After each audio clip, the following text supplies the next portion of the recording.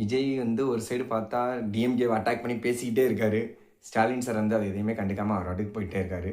அங்கிட்டு வந்து ஸ்டாலின் சார் வந்து ஏடிஎம்கேவை வந்து அட்டாக் பண்ணி பேசிட்டு இருக்காரு. அவங்க திரும்ப ஏடிஎம்கே வந்து ஸ்டாலின் சாரையும் அட்டாக் பண்ணி பேசிட்டாங்க. அது வந்து ஒரு நல்ல ஒன்னொன்னு ஒன்று ஒன் டு ஒன்ற மாதிரி ஒரு நல்ல ஒரு ஃபைட்டாக இருக்குது.